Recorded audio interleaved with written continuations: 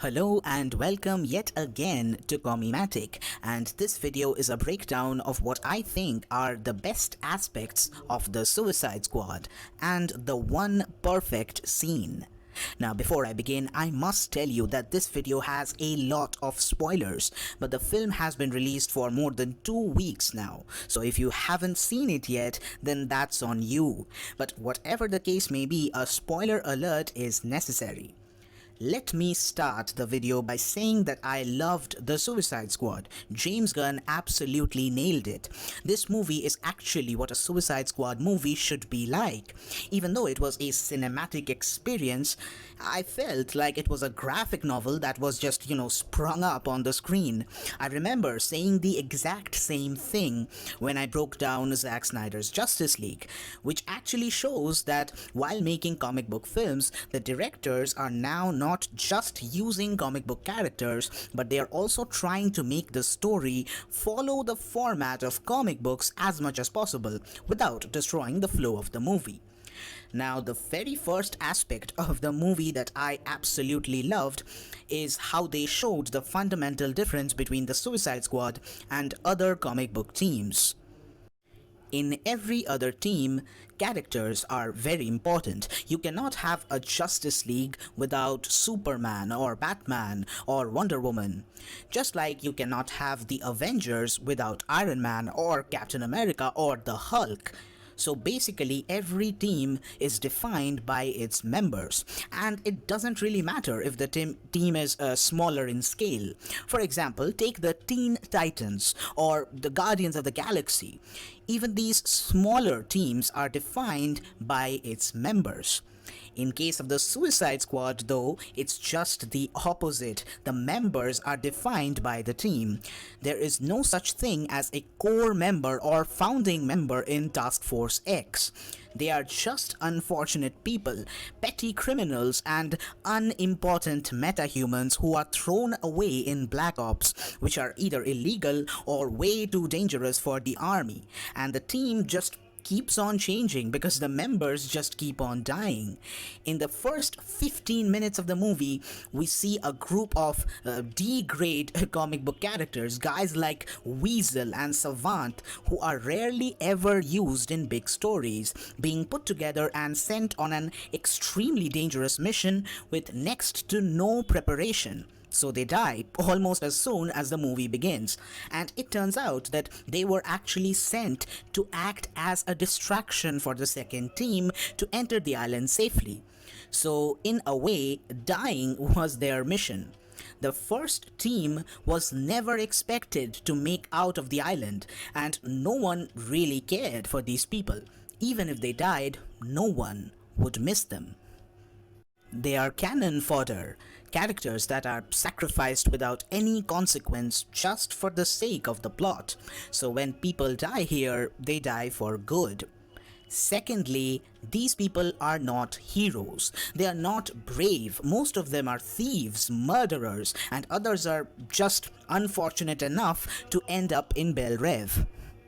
Most of the audience from the very beginning of the movie was being prepared for a Mission Impossible type thing, where a group of people achieves their mission against impossible odds, and just then, in classic James Gunn style, he breaks the pattern and shows the first team being massacred on the beach. Because that's exactly what would happen if a team of mad people just went against half an army with no plan. Gunn even shows Savant, who was basically acting as our anchor to the story up to that point, actually scream and run away and ultimately get killed by Amanda Waller. And then rolls in the opening credits because now the audience has been introduced to exactly what the movie is. It's literally a Suicide Squad movie.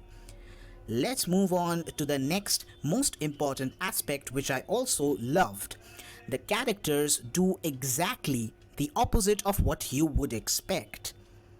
Now, this kind of irony is a genius technique that made a little manga called The One Punch Man a worldwide hit. Take King Shark, for example, a supposed descendant of an ancient shark god, brutal and basically unstoppable, and yet he probably did not even understand the entire concept of him being sent in a Black Ops mission. The natives of his land forced godhood on him, making him the Same no Kami, or the shark god, and to the rest of the world he was a monster. But all he truly wanted to do was make friends, to belong in some way, to not be the odd one out just for once. Which is also why he was trying to show that he was reading and enjoying a book, because he was probably always being called dumb or idiotic, and he thought maybe that is why no one wants to be friends with him. Polka Dot Man, the meta-human who can kill tens of humans, groups of humans effortlessly, is not drunk on power. Instead, his power was forced on him by his abusive mother. The interdimensional virus that gives him his powers are also eating him alive from the inside. He is tired of his life and he wants to die. Another example of irony is Bloodsport, the assassin of the group who made the choice, the moment's choice that made him a hero. Then there is the Peacemaker, who turned out to be extremely violent and even more brutal than Bloodsport, who is actually an assassin. In fact, the Peacemaker is a character that was always meant to portray the American realism instead of the idealism.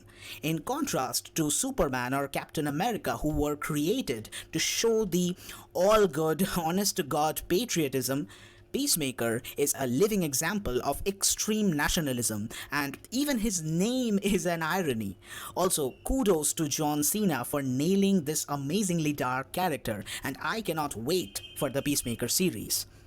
Then there is Rick Flag, the only hero in the lineup who died for a cause which never came to fruition. The drive containing the information about USA's involvement in Project Starfish was never released. The reason why Rick Flag died was rendered moot. Starro was captured by the humans, caught because of doing what it does by nature, and then it was experimented on for 30 years. It's just Starro's nature to make extensions of itself, and these guys decided that he was dangerous because he was odd. It's like saying a dog is evil because it barks. They even gave it a name, Starro the Conqueror, when in fact Starro had never actually conquered anything. He was just floating in space, staring at the stars. They never even really wanted to lock him up. All they actually wanted was to use his hive mind to one day make the unthinkable, a telepathic weapon. The quote-unquote evil being was never actually evil. Instead, it was always the humans, the US government, people like Amanda Waller, who were the true antagonists. Finally, let's talk about what I think was the perfect scene. James Gunn has the unique talent of finding meaning in the most overlooked characters. He does a great job of humanizing these Z-grade, unknown and unimportant characters, and he does that throughout the film. But the prime example was when Ratcatcher 2 called upon the rats of the city and then killed Starro. That one scene, complete with John Murphy's amazing background score and Ratcatcher's flashback with her dad, made the audience realize how every character, every single human being in this film mattered. This one scene made us appreciate this group of misfits, and James Gunn redeemed them. He made them into heroes who made the choice to fight for the people and then put that fight above their own lives. This made the Suicide Squad movie more than a trauma film, more than a sci-fi adventure, more than just an action movie or a war movie. It made the Suicide Squad a tale of redemption. Well, that's it for this video. If you enjoyed it, then be sure to hit the like button and subscribe to the channel, and I will see you in the next video. Thanks for watching.